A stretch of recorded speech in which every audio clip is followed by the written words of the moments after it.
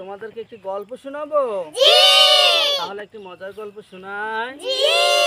সেটা হলো ফেরাউন নিজেকে নিজে বড় খোদা দাবি করেছে। কি খোদা? ফেরাউন কি বলছিল? আনা রাব্বুকুমুল আলা, আমি হলাম তোমাদের সবচেয়ে বড় খোদা, ঠিক না? তো ফেরাউন বড় খোদা দাবি করার কারণে ফেরাউনের দেশে একবার বৃষ্টি হয় না। বৃষ্টি না হওয়ার কারণে জমিন ফাইটে গেছে, ফসল আদি লাল হয়ে যেতেছে, সব মারা যাইতেছে।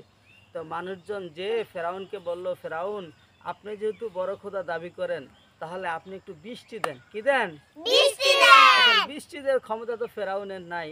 তো ফেরাউনে এখন যেহেতু বড় খোদা, বৃষ্টি তো দিতেই হবে, না হলে মানুষ তাকে মানবে না। এই জন্য ফেরাউন করলো কি, শয়তানের কাছে গিয়ে পরামর্শ চাইলো যে শয়তান, আমি তো বড় খোদা দাবি করছি নিজেকে, এখন তো বৃষ্টি দিতে হবে, কিভাবে বৃষ্টি দেব? শয়তান ফেরাউনকে বলল, তুমি চিন্তা করো না, তুমি যে তাদেরকে বলো আগামীকাল কি হবে? বৃষ্টি হবে। শয়তান করছে কি, শয়তানের যত ছেলাফেলা আছে তাদেরকে নিয়ে আকাশে উড়ে প্রস্রাব করা শুরু করলো। প্রস্রাব কইরা শয়তান কি দিল? বৃষ্টি দিল।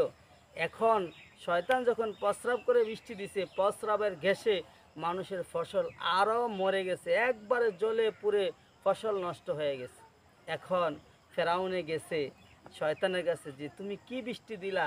তোমার বৃষ্টির দ্বারা তো মানুষের ফসল আরো বেশি কি হয়ে গেছে? নষ্ট হয়ে গেছে।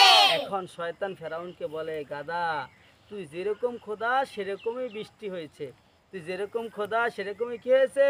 বৃষ্টি হয়েছে। আমাদের আল্লাহর মতো বৃষ্টি কেউ দিতে পারিবে না।